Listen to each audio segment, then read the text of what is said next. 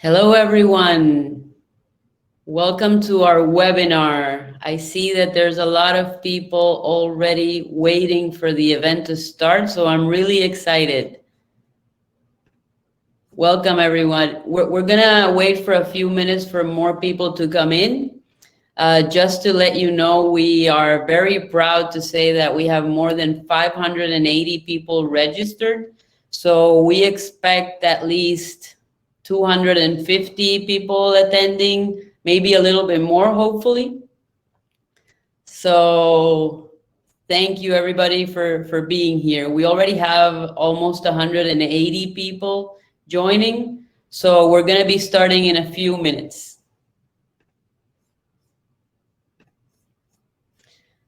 I see a few familiar names here. Sayed, Burak, thank you for joining.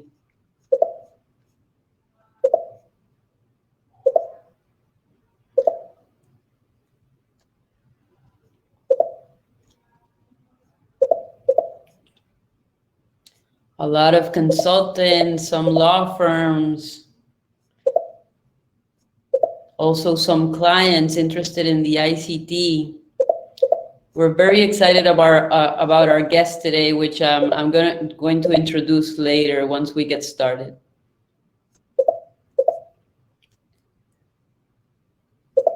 Ariane, Harry Singh, thank you for joining. 200 people already. It's looking good. And I also see some people from our Joorney team as well. That's great. We have internal fans too.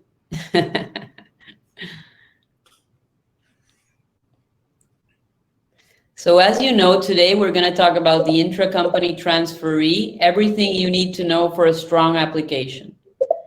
So we're about to start in a few minutes. We're just waiting for some people to join, and we'll go ahead and get started in just a few.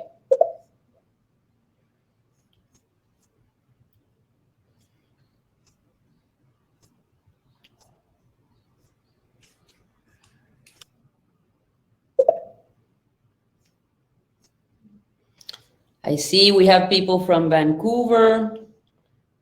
Where is everybody today? You can use the chat to talk to everyone. And there's also a section that's called questions. That's where we're going to be highlighting the questions that we would be answering in the Q&A session at the end, once we finish with the webinar. So please feel free to ask any questions that come to mind about the ICT.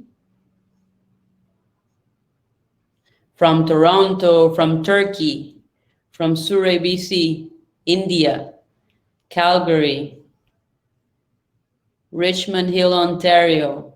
Wonderful. Okay.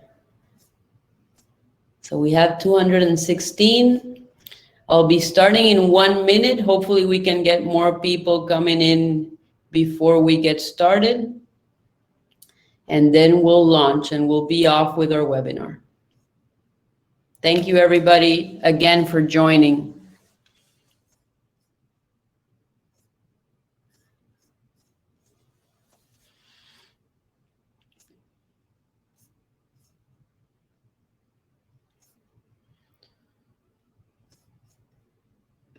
Should we get started?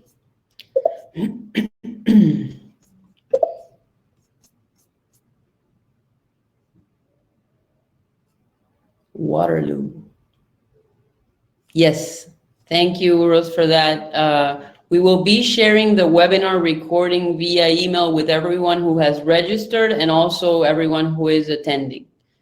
And after that, we would be sharing the YouTube link also on our LinkedIn. So you can add me on LinkedIn, make sure you're there so that you don't miss out on any of the information that we have for you with the webinars. So I'm gonna get started now. So I believe we have enough people to get started. So I wanna make sure we're also on time. So as I was mentioning, our webinar topic today is the intra-company transferee, everything you need to know for a strong application. And I'm going to I'm going to introduce our guest a little bit later because I really want to talk to you about him and how happy we are to have him as a guest. Let's get started. So many of you already know me, but I'm going to introduce myself and also Joorney. My name is Marianella Manzur. I am the Executive Director at Joorney Business Plans Canada. I'm here with our sales team, Uros and Tanya, and our marketing team with Alexander. As many of you know, we are a company that specializes doing business plans for immigration, among business plans for other purposes, such as raising capital, financing, grants, and more. We are a global company. We have 3 offices, one in the US, one here in Canada, and one in France, in Paris. We have a team of more than 50 people preparing more than 3,000 business plans a year, which gives us an incredible expertise in the field. Our Canadian office is focused on preparing business plans for many of the different immigration programs, including the startup visa, the self-employed, P&Ps, ICT, significant benefit, and more. We bring our wonderful guest today, who is one of our top partner lawyers, with the objective of giving our clients and partners valuable information on different topics related to the intra-company transferee. We have been getting many questions from our partners about how to find an option for other programs in the ICT, what main topics to consider when selecting this program for a client or applicant, and also interesting considerations that can be shared as a learning experience. The ICT is a popular immigration program into Canada for those with ties to an existing foreign entity. There are a variety of options as well as requirements under the program, and we have teamed up with one of our top business immigration lawyer partners to take you through it all. A small disclaimer, as you know, at Joorney, we are not providing any legal advice. We always stay neutral and focus on the development of the business plan itself. So we always leave the legal advice to our partners, lawyers, and consultants. I welcome you all to this webinar. We are very grateful to have you join, and we are excited to introduce our guest today. Our guest today is a popular immigration celebrity, I would say, aside from being a lawyer. He is very famous in social media channels, always happy to share the vast knowledge he has about Canadian immigration. And we are very grateful to have him with us. Hello, Rahmad. Hello, everyone. Greetings from Toronto. Thank you, Marianella. It's great to be here with you today. Yes, likewise, Rahmad. So Rahmad Soberovs is a managing lawyer of a boutique business immigration law firm, Soberovs Law Firm in Toronto. He believes that in today's unpredictable world, Canada offers stability, predictability, and prosperity to those entrepreneurs who are ready to work hard for their future in Canada. Soberov's primary goal is to assist businesses, entrepreneurs, and investors from all over the world to relocate and succeed in Canada. Its professional team helps clients navigate through Canada's immigration system with ease and provide hassle-free immigration services. Welcome, Rahmad. We're so happy to have you. Thank you. Thank you, Joorney. Thank you, Marianella. And I'm very impressed by the diversity of people participating from different parts of the world. Some of the countries that we are very familiar with, like India, Turkey, and other places, South Africa. So I'm very happy to see such an international audience today. And I will be happy to answer their questions. I hope this will be more like a dialogue style webinar, but we will have some, let's say, boring presentation part, but I hope it will be more like a two-way street in that sense. Thank you. Definitely, Rahmad. Thank you so much for being here. So the dynamics of the webinar is that I'm going to have a few questions for you today about the ICT. Yes. I want to go through the basics for people who don't have experience with this particular program. And I may be digging into some a little bit more complex questions. And then at the end, we will have a Q&A session. So like I was mentioning at the start, please send your questions in the webinar section on the right side so we can pick them out at the end for Ragmat to answer as well. Okay. And small two disclaimers that I need to make and I apologize in advance that I have minor cough. So from time to time I might be coughing, and I hope I will not be disturbing your ears. And secondly, similar to Marianella, we will be discussing general information in this webinar, and please don't consider it as a legal advice. For legal advice, please refer to a licensed lawyer in Canada if you require such a legal advice. Thank you. Thank you, Ragmat. Okay, so let's get started with our questions. So let's start off with the basic questions. What is the ICT program and who is eligible? Okay, if you allow me, because our participants are a mix of professionals and applicants at the same time, I will be using balanced language, not too much legalese, but more balanced lexicon so that everybody understands. In a nutshell, intra-company transfer is a pathway for foreign companies to be present in Canada. It's a work permit program. You shouldn't confuse it with permanent residence program. It's a work permit program. Basically, Canadian government allowing you for 1 year to try to run your business here. Mostly, people come up with new startups, like maybe a subsidiary branch in Canada, because they don't know Canadian market. They want to start slow as a startup, let's say. Sometimes big companies who are financially strong, they acquire Canadian small and medium businesses. So the owners become the same and the two companies become related. So there's a relatedness test in the law. So basically a foreign entity, a fully incorporated entity who's willing to come to Canadian consumer market, or I would say even North American consumer market, they can establish a related company in Canada and transfer the key executives, functional managers, and specialized knowledge people. So it's a pathway to enter Canadian market, I would say. Basic eligibility, I would put it in 3 groups. One, being established as a foreign company in your home country, or maybe some people do business in even foreign countries other than their citizenship. I see many Indian businessmen doing business in Qatar, in Dubai, in Singapore. So as long as you have a foreign entity established and functioning, selling goods and services for at least 1 year, but we advise 18 months, the more the better, and you have financial capacity to expand your business to Canada, I think ICT could be a good option for such a scenario. Okay, and of course you should have a sound business plan. A business plan is not a legal obligation, it's a plan based on the expertise of people like Joorney and other service providers. You learn the Canadian market, you see if there is you make feasibility research, you see if there are if there is need for your goods and services, and if there is a demand in Canada, ICT could be a good option. It's a relatively fast application compared to other business immigration applications, and it doesn't require minimum investment, okay? But it should be reasonable in order for you to enable your Canadian operations.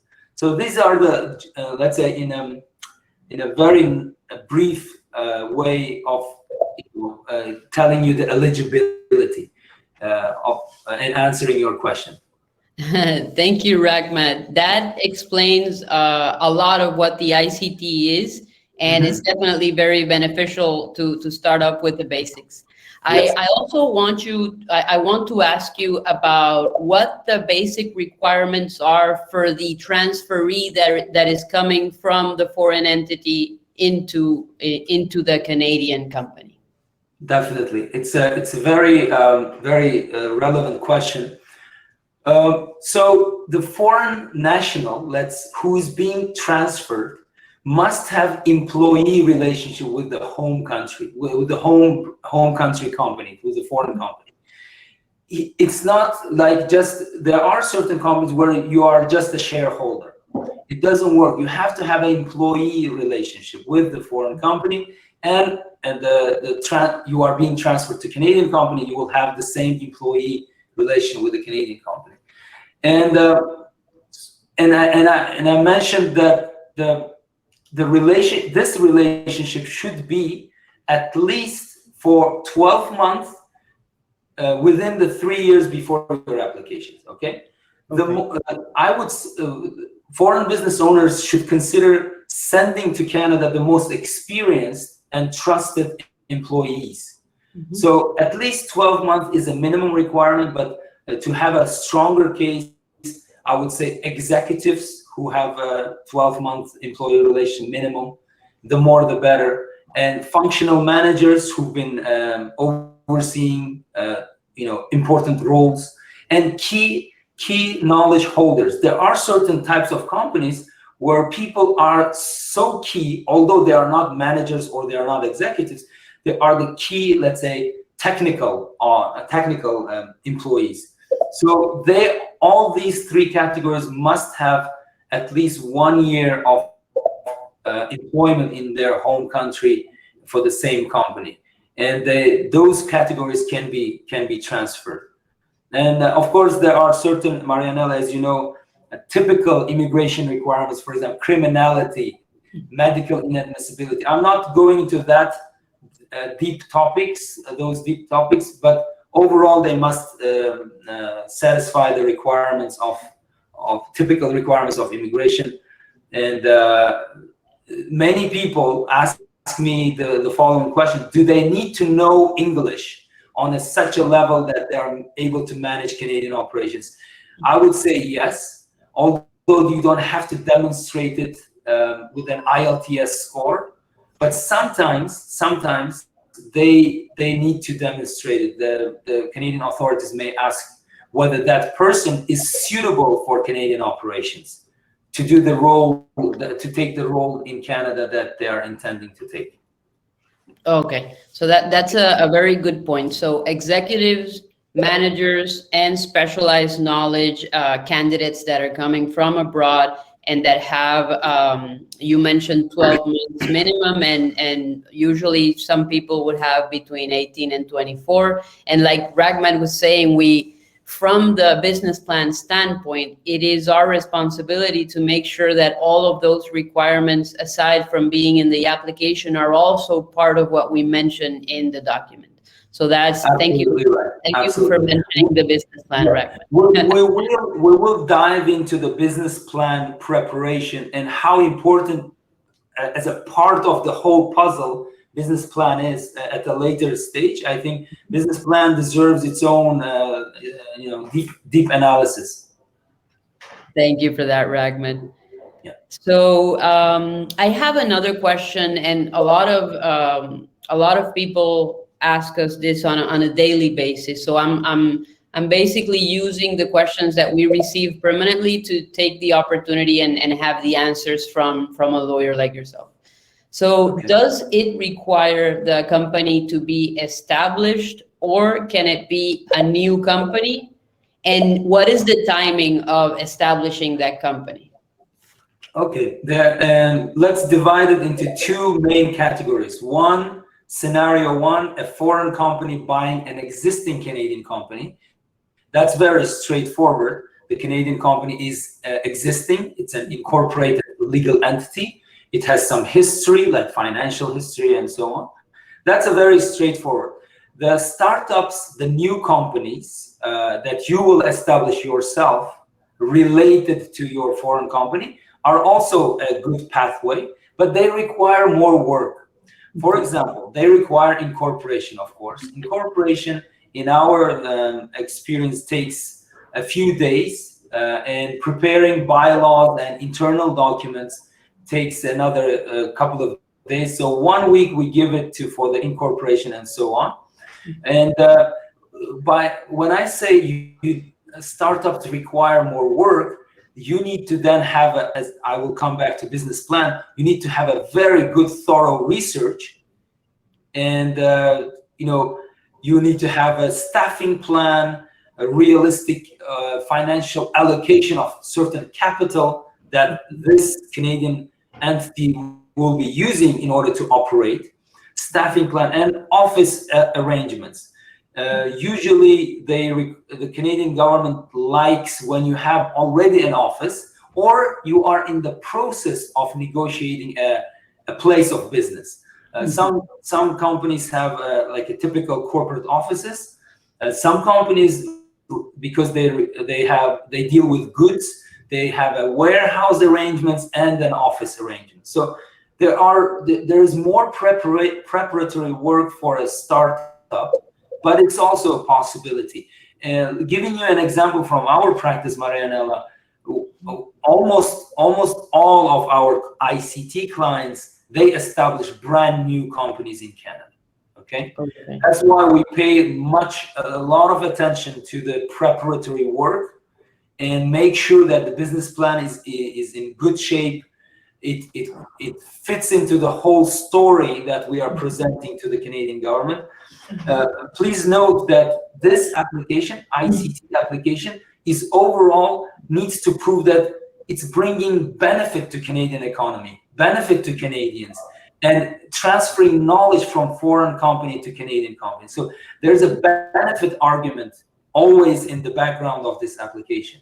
So the new company in Canada, because it's brand new, you need to have a lot of research and a lot of, let's say, arguments that to prove that the parent company will be transferring knowledge and benefits to the Canadian newly established company. So that's the long answer to your short question. No, that's great, Ragman. And again, coming back to the business plan, we definitely mention within the business plan the importance of highlighting the parent company and how that parent company has evaluated, like you said, the feasibility of that particular business in order to say we are ready to get started on Canadian territory with our activity. Mm-hmm. Okay. So that's great that that's mentioned, and you can trust our document to be very solid and complete regarding what immigration is expecting to see. Mm-hmm. Aside from the registration, what would be like the regular steps for the ICT, and how long does it usually take, Ragma, like from start to finish of a regular application? It's very, very subjective to the availability of foreign documents. Okay, the processing times varies, but at our law firm we have a standard 2-week processing, provided that we have already obtained necessary documents from our clients. So in 2 weeks we prepare everything and submit. And as you know, Joorney takes around 2 weeks to prepare a business plan, which we review several times to make it sure. And statistically, it ends up being 1 month of full-time preparatory work before submission. The steps involved is, first we analyze who we are dealing with, who is the client. What are their financial backgrounds? What are their previous applications to Canada? Did they have any problems? Did they have any refusals? Is ICT the right way for them? So because people hear ICT is so-called easier pathway, they always demand ICT. And we say, your company is not strong enough. It doesn't have necessary documents or proof that it can operate in Canada. Canada is a developed economy with lots of expenses involved in running a company. The revenue we see in your home country doesn't really support what we expect in Canada. So there's a lot of analysis at the initial stage between us and potential client, okay? Mm-hmm. And if we determine that ICT is the right way to go, and we are sure based on our experience that we can really help this client, we suggest ICT and we start the process. The first step is we hire certain professionals, for example, Joorney, to start drafting the first initial draft of the business plan based on the information that we provide to them. Simultaneously, in parallel, we start incorporation process. Brand new if the foreign company is not purchasing an existing company, so incorporation of brand new company is the first initial step. As I said, it takes, for the whole process to complete, it takes 1 week for the incorporation and preparing the internal documents. Then we review, we give a detailed list of documents to client so that they produce those documents to us. Most of them are in foreign language, they have to translate it. So this is where the effect on timing comes in, Marianella.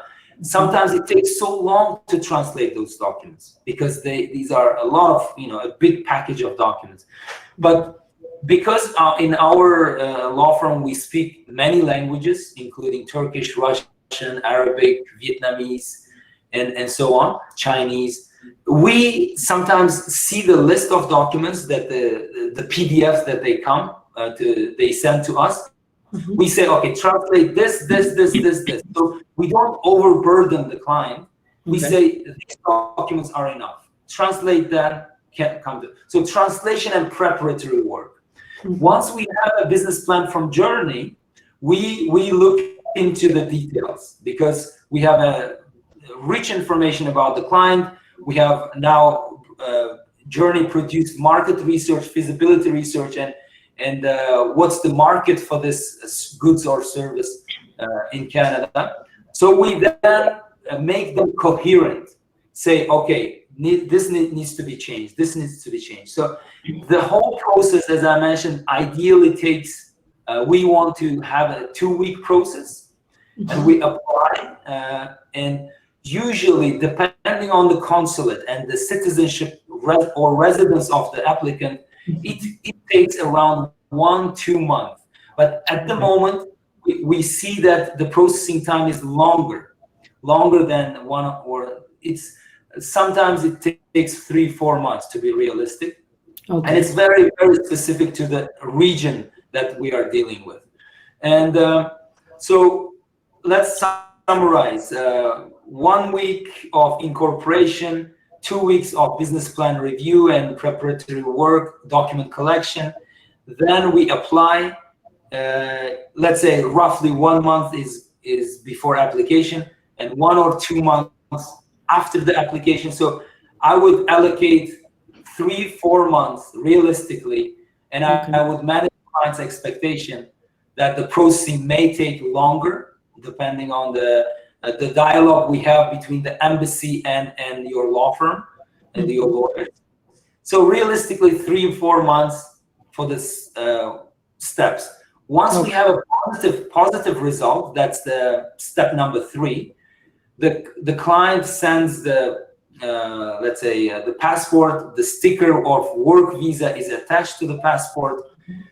If that passport, if the client is from the country that requires visa, if the client is not from the country that requires visa, they can travel to Canada with ETA, electronic travel authorization, and the work permit, another separate document, is issued at the Canadian border. So that's the finalization of our whole work on ICT. Once the client and the family, because spouses can get open work permit, children can get a study permit based on the initial work permit.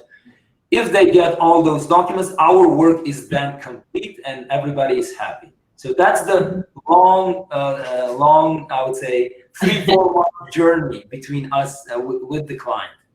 Oh, thank you for that, Rahmat. It's very valuable for everyone who is here because we have immigration consultants, we have lawyers, we have people who are looking to apply, and sometimes there is a lot of uncertainty to understand how the process works and all the details behind it. So I really appreciate you sharing with us. I have a few questions about how you analyze those applicants that are coming to you under the, let's say, eligibility of the ICT. So are you looking for a specific revenue of the company abroad? Or, I mean, I know there's maybe not a specific number, but is there any size that you're looking regarding sales, assets, or something related? Yeah, that's a very good question, by the way. And first, in the current world, usually size doesn't matter. There are small teams of 3-4 people in a foreign company that make millions because of the nature of their high value services or goods. Okay, so we look at the revenue. Of course, we look at the staff. Is there an existing staff on payroll? Because remember, whomever we want to transfer to Canada has to be employed and paid full salary, and you need to prove those salaries are paid and so on. So we look at the revenue. There is no minimums in the Canadian immigration law regarding the revenues. However, we must be realistic, and based on our experience, we suggest that at least, at a minimum, the revenue of a foreign company should be $150,000 per year, and that company needs to demonstrate enough funds to realize the business plan in Canada. There are certain construction companies that require millions of dollars. There are certain digital marketing companies, they don't require millions of dollars. So it's very case specific, but based on our experience, we have never dealt with the client who doesn't have $150,000 allocated for their Canadian operations. Okay, that could be a benchmark for many foreign entities. And I've been dealing with many Turkish businesses, Russian businesses. The amounts that we mentioned, 150,000 USD, seems to be very big for the company in the local economy. I know it could be a big sum. So then ICT analysis becomes less relevant, because we say if you cannot afford allocating certain amount of money for at least 1 year of operation to support that operation in Canada, because Canadian rent is high, the equipment that you will purchase is expensive. It's a developed economy at the end of the day. If you even consider office rent, it becomes, I don't know, minimum 15,000 to 20,000, 25,000, a small office in Canada, right? So that's why we realistically give that assessment during our consultation. We look at the advantages, disadvantages, weaknesses, and strength of that company, and we say, maybe you are not ready for ICT at the moment. Why don't you tell us about your future plans? Maybe you can increase revenue in the next 2-3 years, and then you will be ready for ICT. Or if the client has personally accumulated certain amount of money, let's say 200,000 or 250,000 on a personal level, then we say maybe ICT is not the right way. Maybe we'll look into C11 or other entrepreneurship programs. So analysis is the key. The revenue is the key. Staffing is the key, and the fact that the legal entity has been established in your foreign country. Many foreign businesses, they operate as a sole proprietorship. They are not legal entities. We say we need legal entity because sole proprietorship, depending on the laws of the country, are very, very ambiguous sometimes, to be honest. It's difficult for Canadian officers to understand that. The whole, you will ask me the question, but I will jump ahead. For example, my advice for professionals is to understand this fact.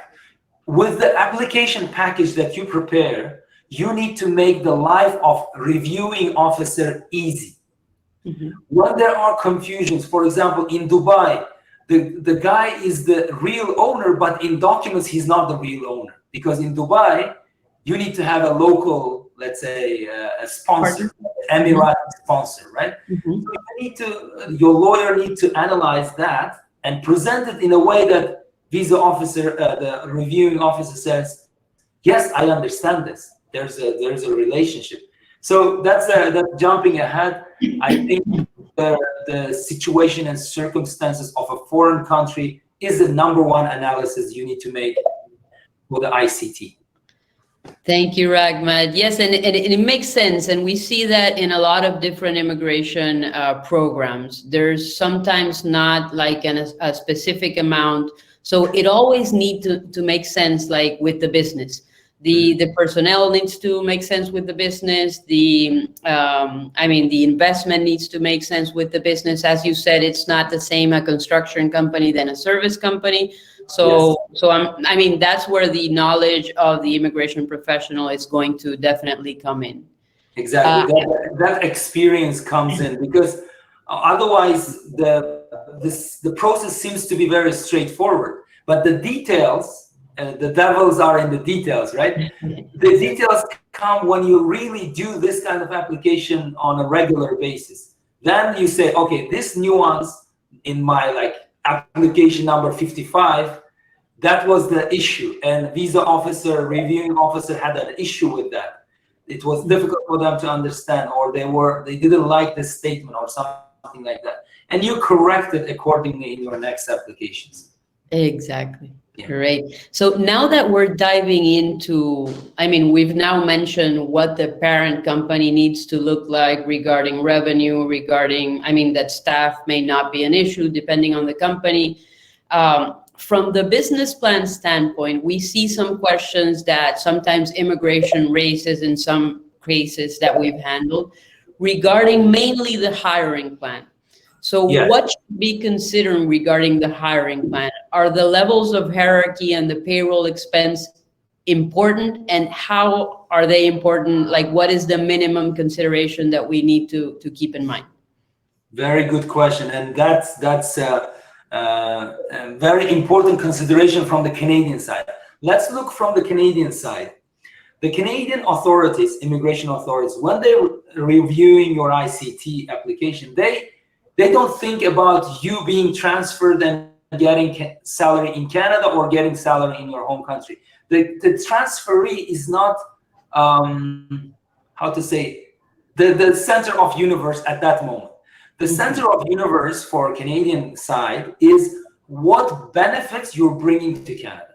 Mm-hmm. Is it knowledge transfer, a very unique knowledge transfer? Or is it a technology transfer? Because we had a client from Turkey who invented a certain sorting machine for a certain beans type.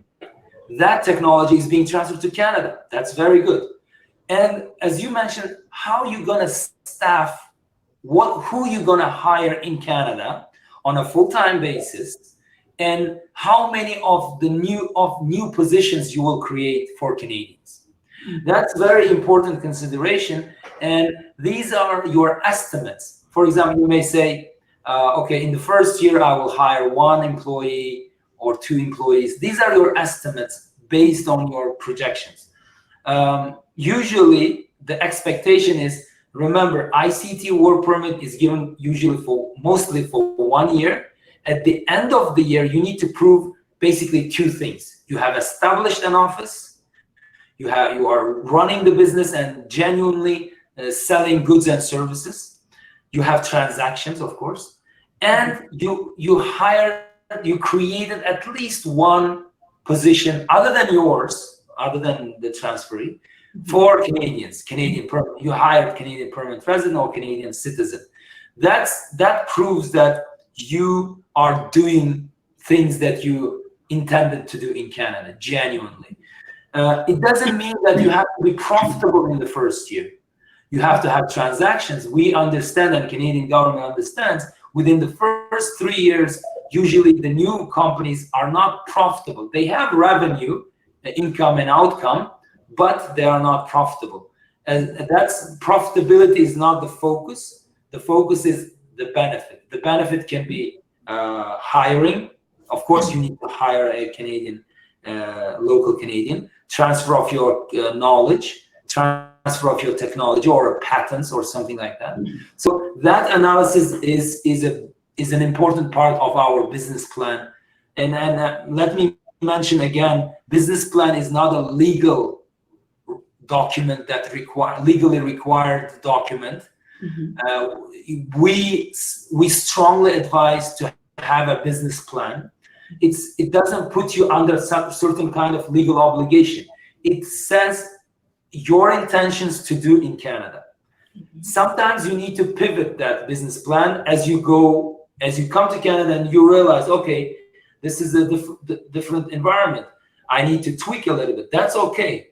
As long as you stay in the main course, the tweaking and pivoting a little bit is okay.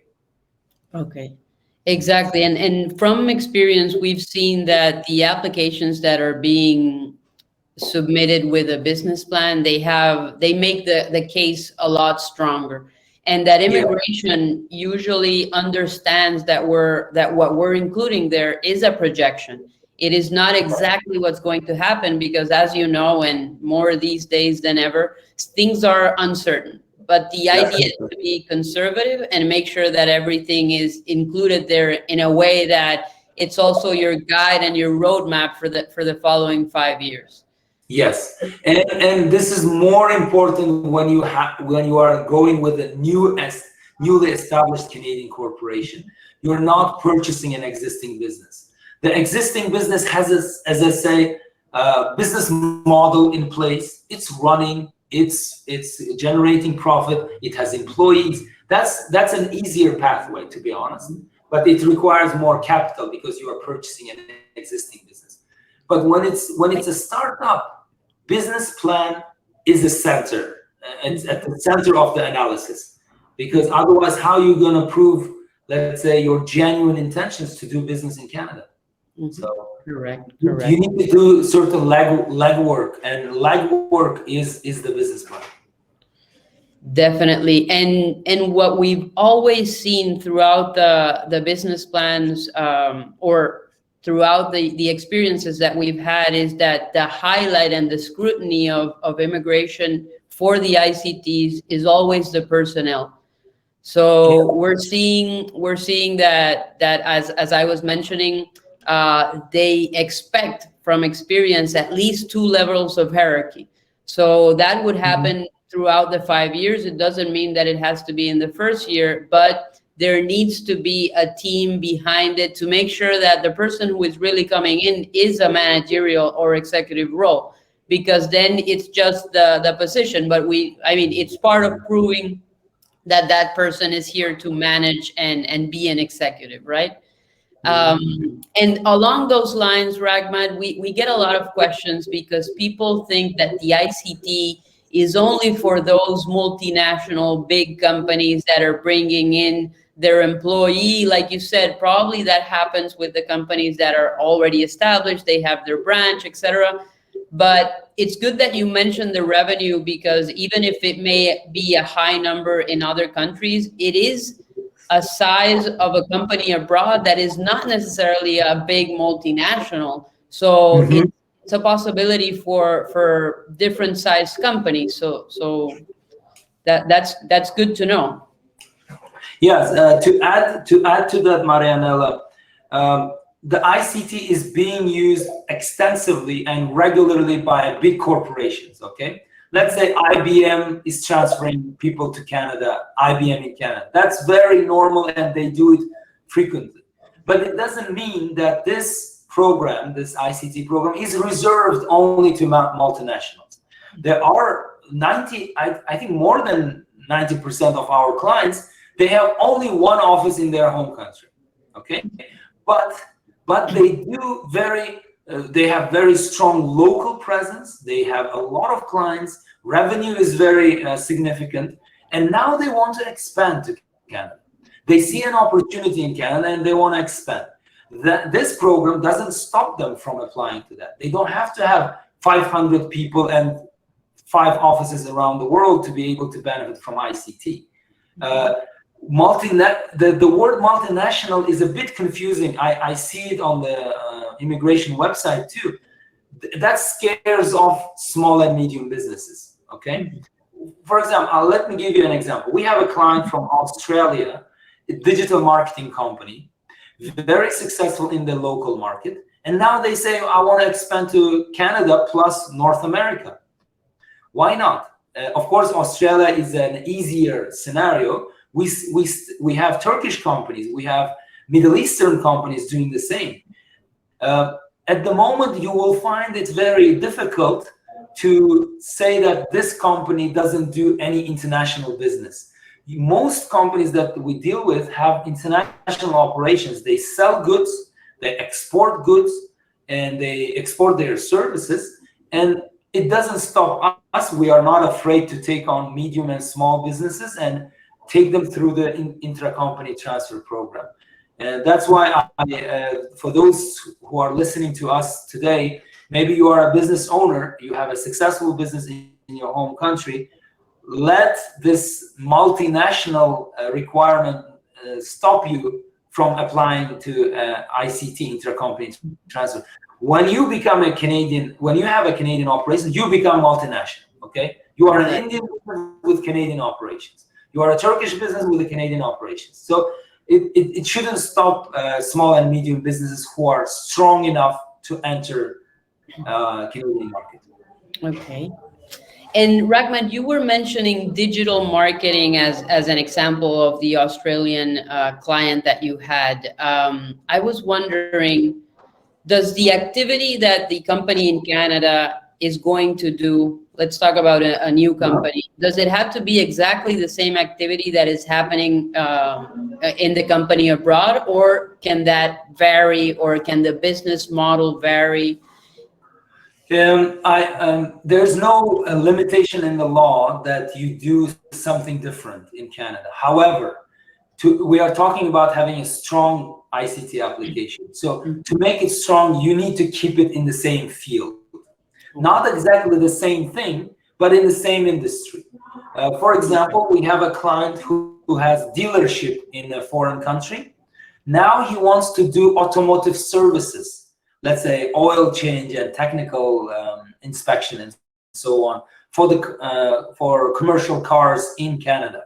So this is the same industry. He has an understanding of cars and automotive industry. That's fine. We cannot say, oh, you have a dealership, you gotta buy a dealership in Canada. No, it's not the same.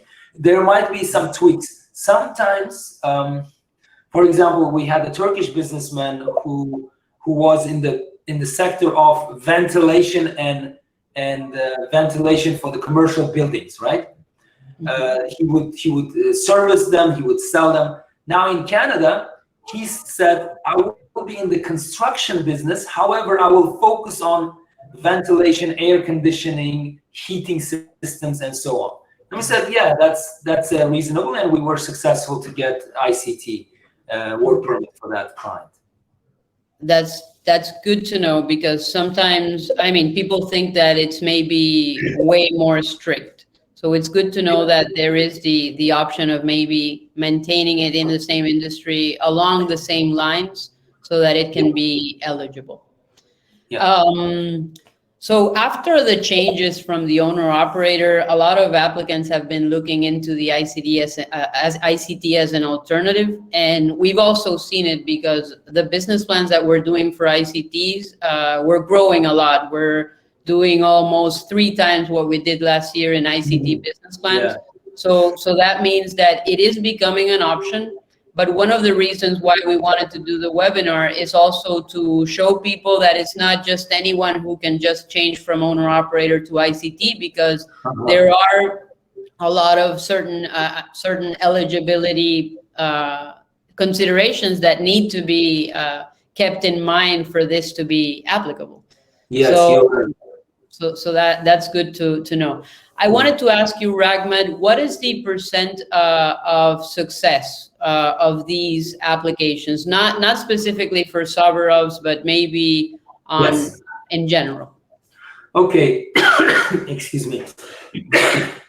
So we have obtained some statistics from Canadian government a couple of years ago. Please take this statistics as pre-COVID statistics, okay? But I don't think the percentages have changed dramatically.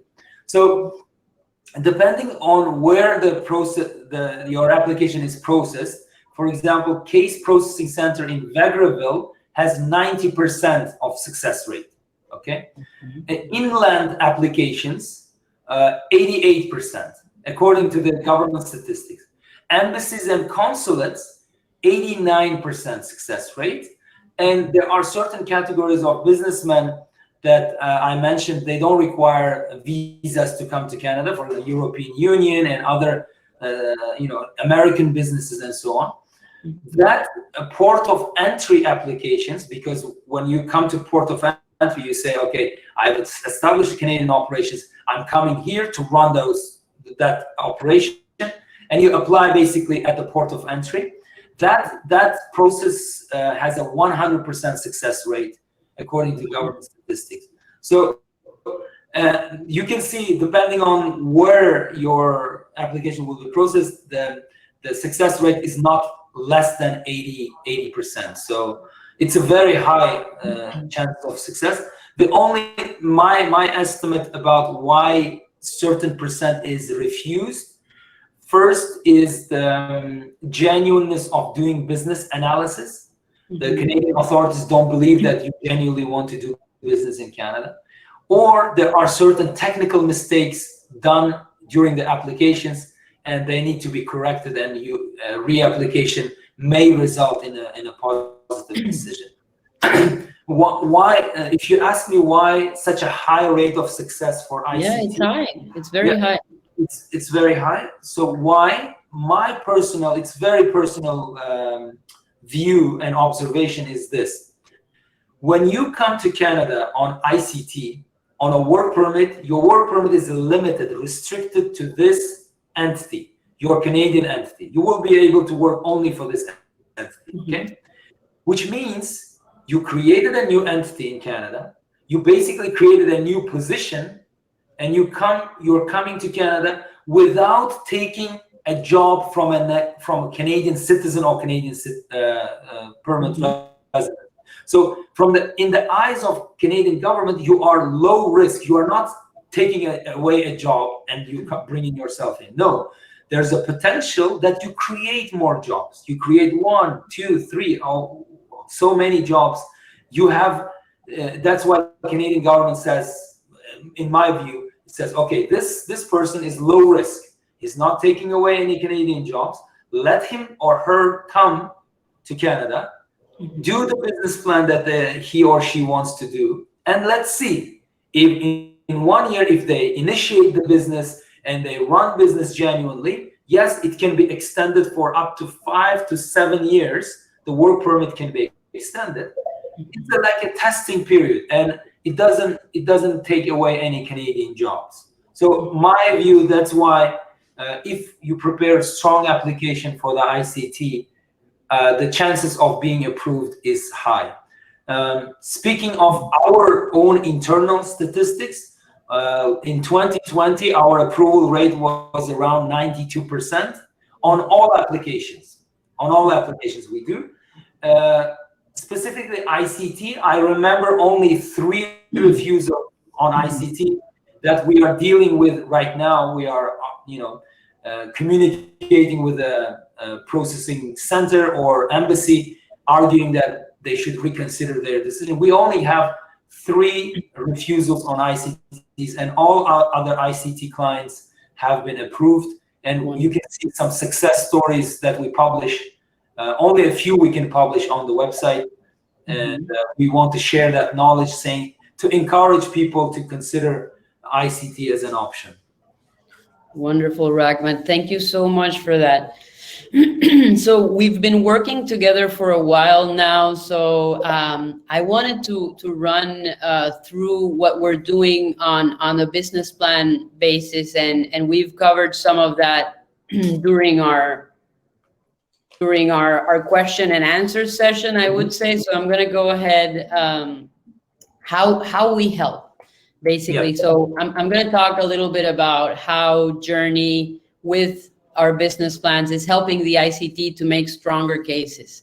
So basically, we have three ways that we work with our partners. We have the outsourcing model, where the law firm or the consultant is usually our point of contact.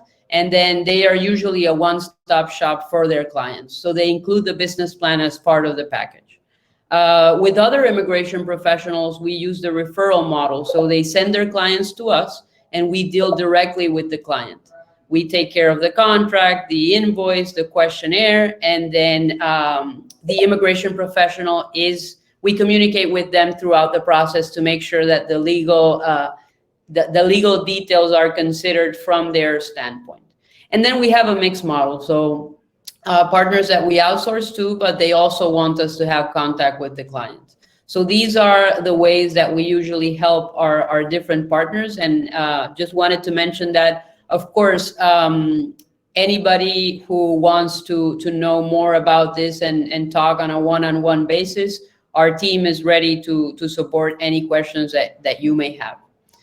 So usually, talking about specifically the process, and Ragmat was mentioning a little bit about this, the process that we take is that we'll usually send, once the person says, okay, we need an ICT business plan for a particular application, we send a contract and an invoice. Once that's signed and paid, we usually have an intake form, which is a questionnaire where we ask questions about the parent company, the projections or the description of the business that is going to be established in Canada, because most of them are new companies when they need a business plan.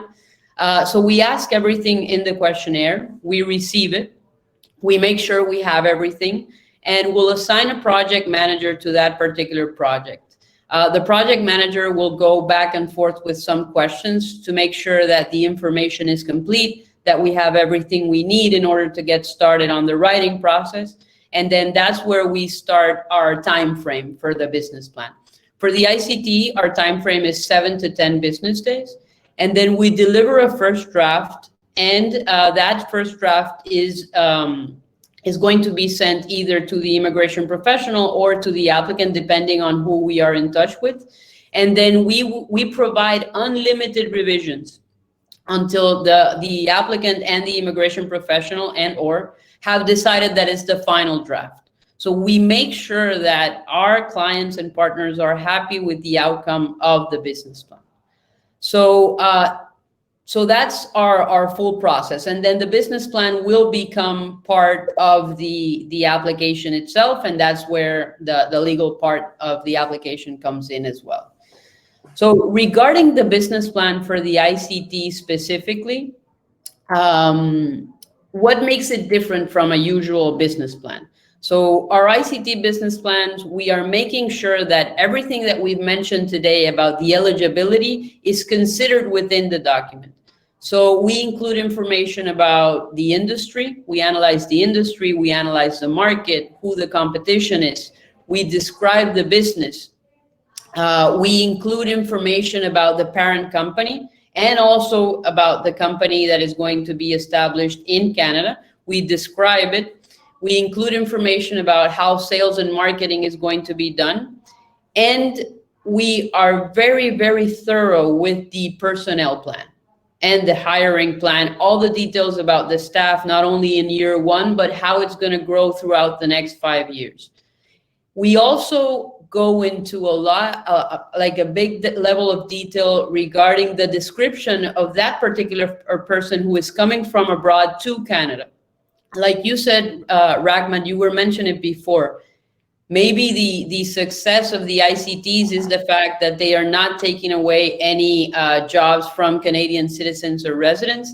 And our opportunity in the business plan is to prove that also that is the case. So we emphasize the reason and the fact and the argument of why that person specifically needs to be coming to Canada to take care of that particular business. So we highlight that as well. And as you were also mentioning, Ragmat, it's the key to the whole application, and I think that this is crucial for any business plan in immigration, is to highlight what the benefit is for Canada. So you're going to eventually have revenue, so that's going to bring an economic impact. You're going to have jobs that are going to be created. You have specific knowledge or benefits that can be social, cultural, technology, or other types of knowledge. So we make sure that we highlight that inside the business plan.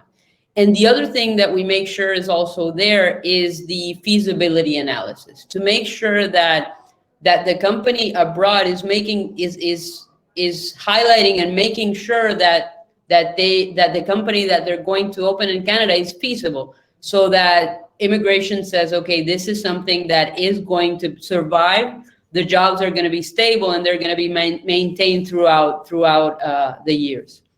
So that's how the ICT business plan is done from Joorney.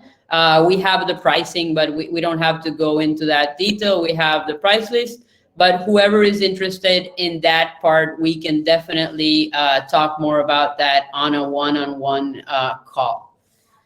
So thank you for answering all our questions, Rahmat. And here are where the true questions start. Yes. I see in the question section, there are very good questions that you and I have to answer. Some of them are for me, some of them are for you. So let's start the Q&A. Yeah, so you're a step behind. You're a step forward. I'm sorry. Now I'm a little bit of a step behind. Let me check some of the questions here.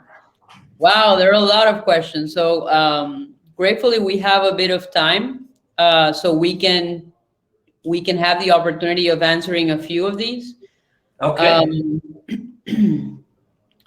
Okay, let me check some of the questions. Should we start from the oldest question to the newest, or how does it work?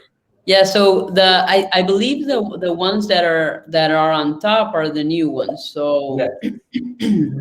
Okay, so there's let's start from the bottom then. Does the company have an old enough or new company can start a branch office? Okay. So I believe we went through that question. Just a quick answer. Your foreign company must be actively doing business for at least 1 year, but we suggest 18 months or even 2-3 years. That's the better way, because any new company in the first year is not financially strong unless there's a huge capital and investment done into the company. So that's one. And I think there is a second question. Can one of the partners of the company move to Canada?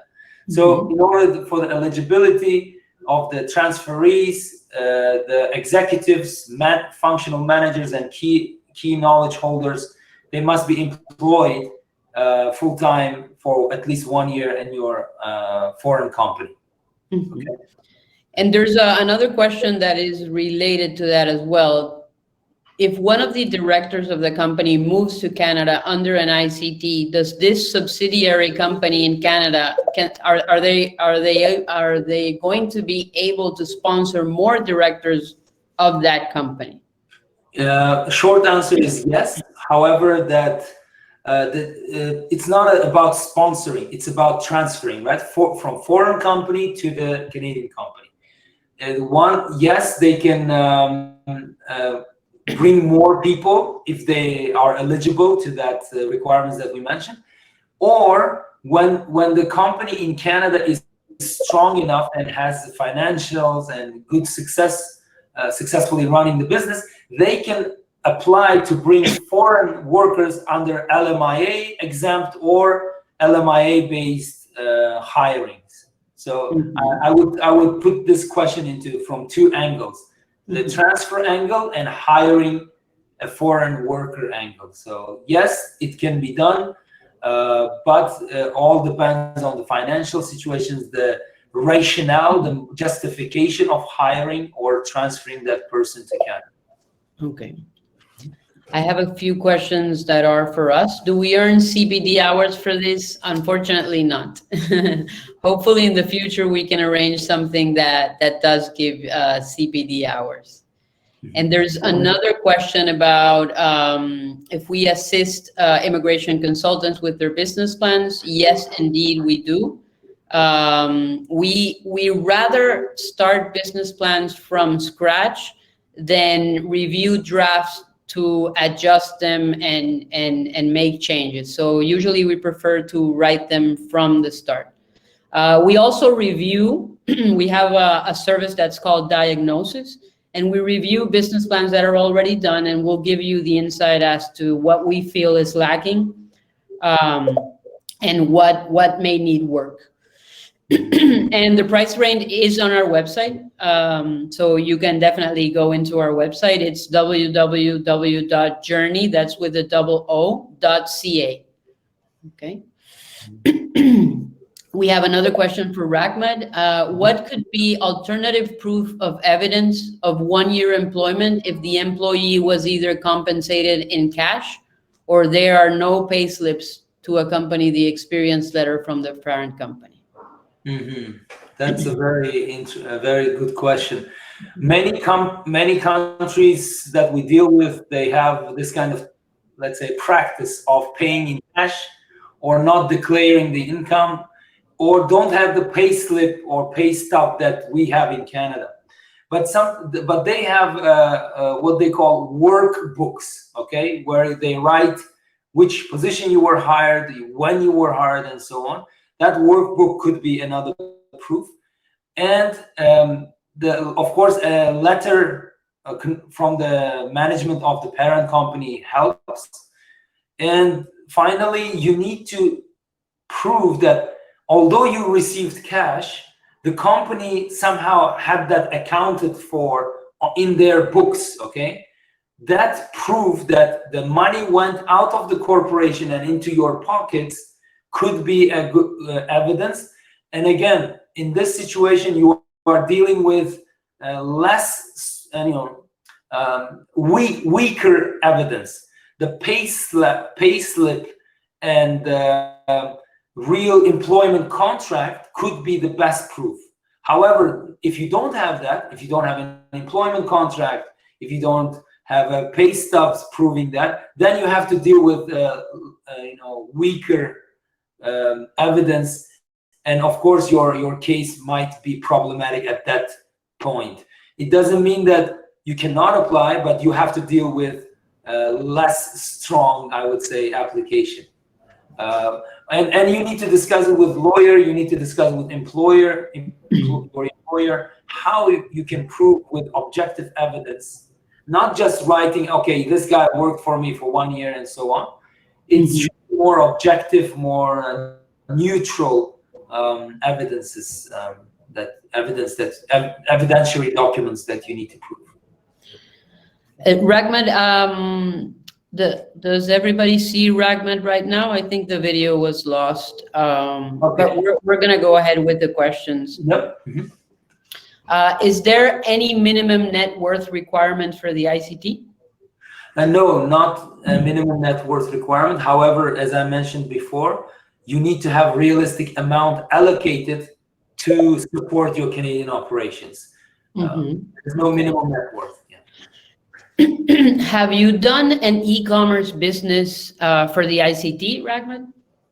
We did more digital business. I wouldn't say e-commerce business.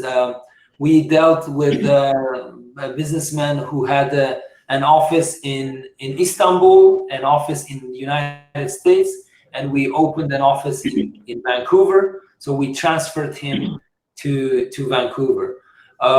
E-commerce, no, we haven't dealt, because unless you have a warehousing done and you are such a big brand in e-commerce, at the moment, we didn't deal. I don't remember dealing. I don't know. My team deals on a day-to-day basis. They just report to me. We dealt with digital marketing company successfully, not e-commerce. No.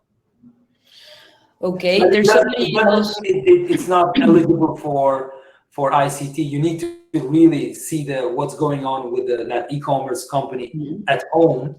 And what's going to happen in Canada? Why you want to come to Canada? Is there any solid market opportunity or something? So it depends. Fariba asked us a question. Does the client need to have a Canadian shareholder? No. No. No. Okay. Is it a problem if a company, Tom Sidoy asks, Sido, is it a problem if a company has the following situation: mother company in the US, subsidiary in Germany, a senior manager from Germany should be transferred to the new branch in Canada?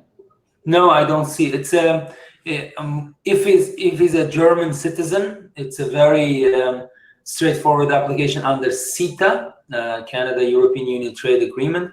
Remember, ICT has let's say two variations. One, free trade agreement ICT, which is very common and very straightforward, and not free trade agreement. So the countries where Canada doesn't have free trade agreement. So in Germany to Canada with the mother company in the US, I don't see any issue based on the information that I have. I assume the person is German citizen. If that's the case, that makes it easier. And of course, that the requirement to be employed for at least 1 year in one of the companies, either mother company or a subsidiary, that's important. Okay. Mohit Ghassan asks us, does the ICT program need at least one director to be a Canadian permanent resident or citizen?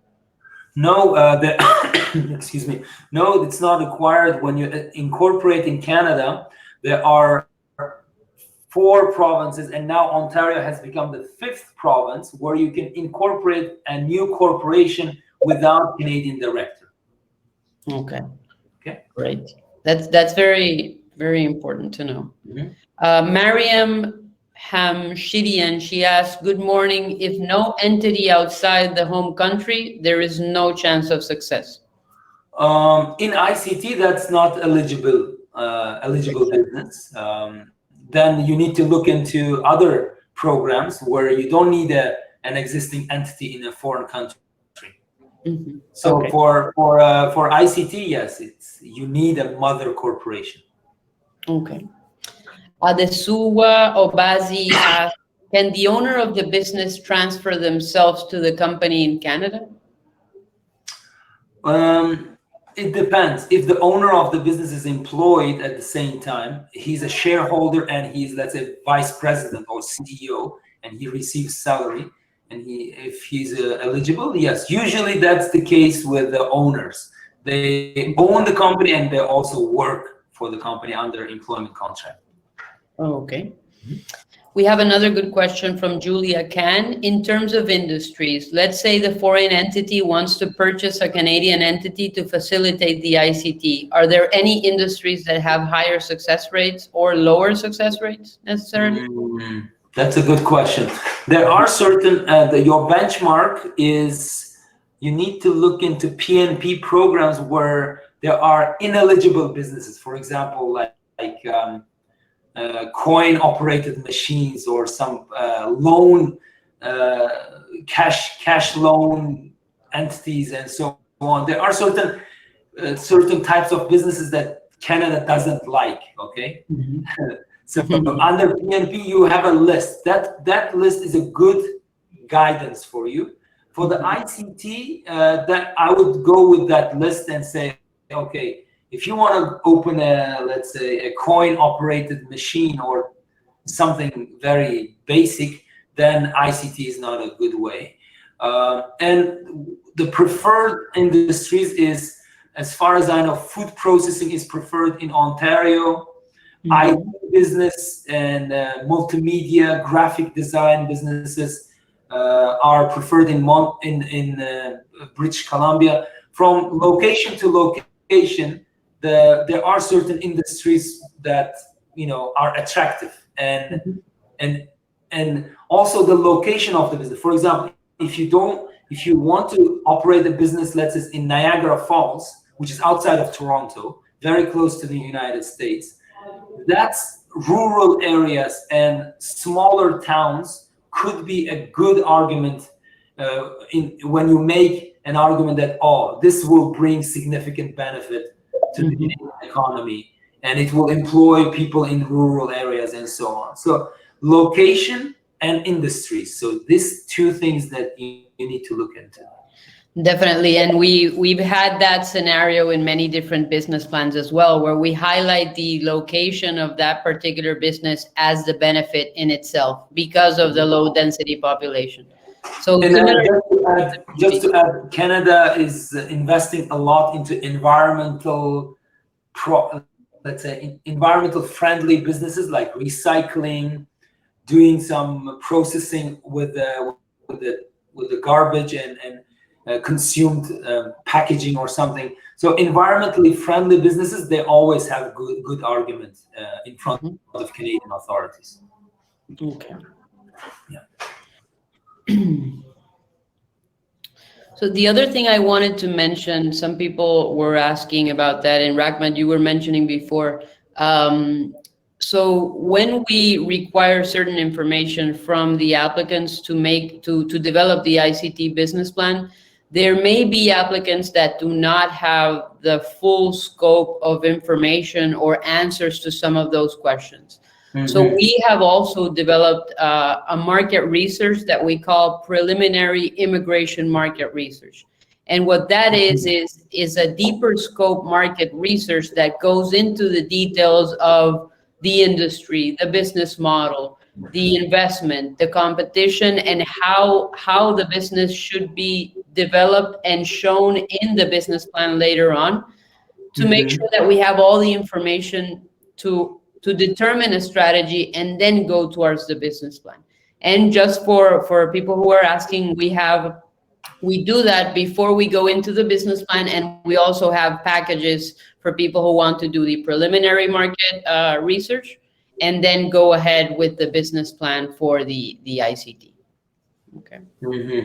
Yes, you're right. Sometimes there are many clients, foreign clients that we deal have different industry expertise. They are, let's say, a holding company with a portfolio in real estate, goods and services, IT, and so on. They come to us and say, we have so much variety of areas. What should we do in Canada? We are not business advisors like financial advisors.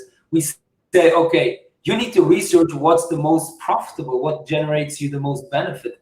And we then say, okay, from the immigration point of view, will you succeed more in this kind of application? So market research and understanding what you should be doing in Canada is very important. Definitely. Yeah. We have a few interesting questions here as well. Fariba asks, if the specialist wants to apply for a program, does he or she needs to register the same company in Canada without the employer participation? If the employee himself, without the senior management's decision to expand to Canada, is that the question? If that's the question, let's say I'm an employee of an Dubai-based company, but I want to expand to Canada without the management. That wouldn't be possible, I think. You are just an employee. You need the decision to expand to Canada is a senior management level decision, and it should reflect in some kind of bylaws or decision of the directors. Then they decide who will be transferred to Canada, and that 3 category of people could be transferred to Canada. I think I can answer that way. So I have a few people asking the same question, so this would be interesting. Atul and also Hamid Javadi, what happens after 1 year of work permit? How can it be transformed to a PR? All right. Okay, that's a good question. 1 year of work permit, as I mentioned, that in order to be able to extend that 1 year, you need to have established office, doing genuine business in Canada, and hired at least 1 Canadian. If that's the case, then you should extend your work permit. First, extension is important than the permanent residence. Well, then, if you after working for 1 year in Canada, and you own that company, there's a possibility that you can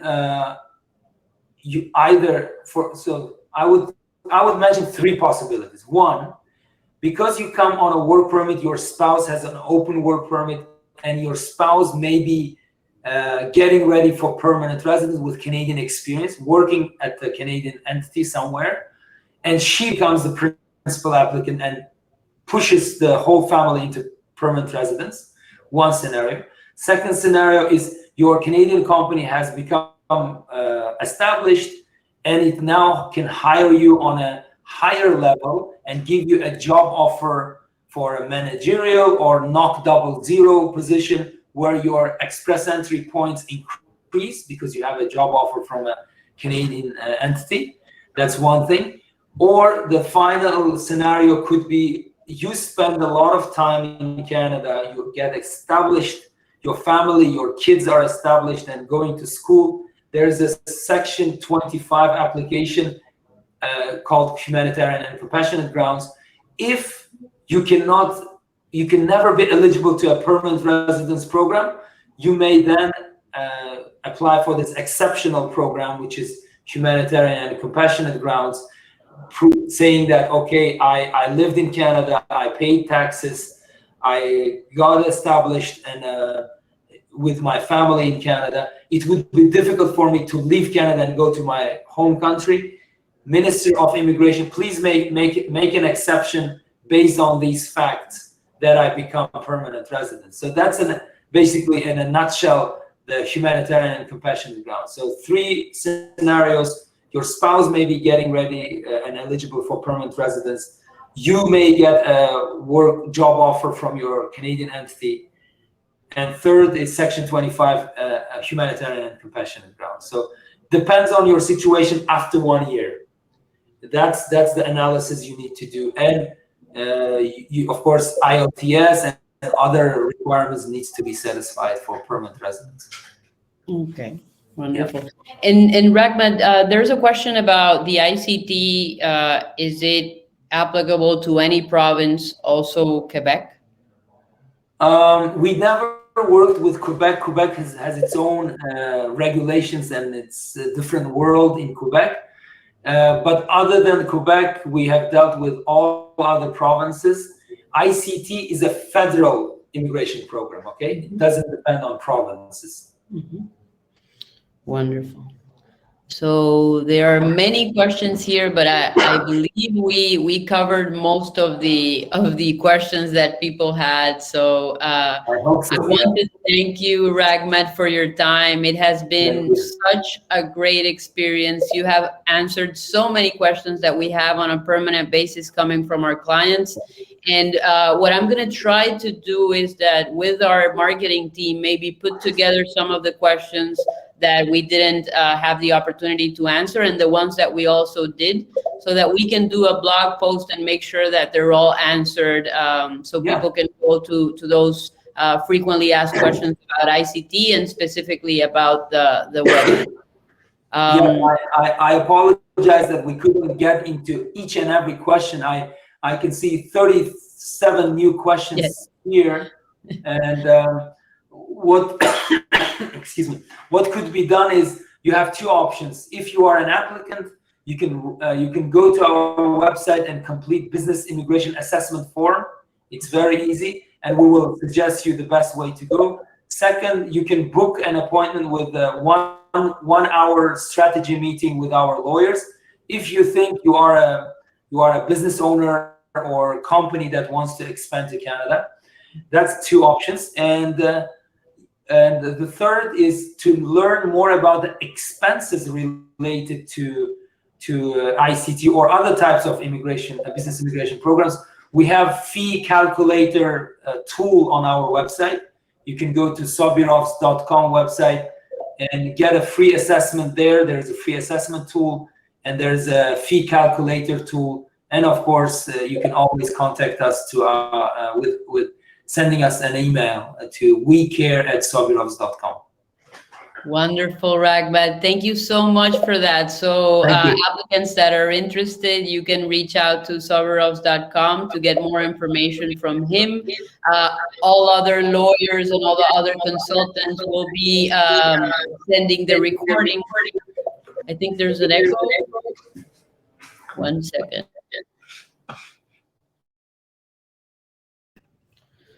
We'll be sending the recording once the event is finalized, once we end the event, and we will be trying to get all the questions and answers done in a way that you can reach out to us and all that information in our blog on our website, www.joorney.ca. And here is also the information where you can reach out to us. You can reach me directly at marianella@joorney.ca, and we'll be happy to help you strengthen your case with a business plan, and we'll be happy to answer any questions that you have. So once again, thank you all for joining to this event. We really appreciate that you join and that you are participating in this event. Thank you so much, Raghbad, for being. Thank you very much. Yes, stay safe, everybody, and looking forward to working with you. Thank you, Raghbad. Bye. Bye now.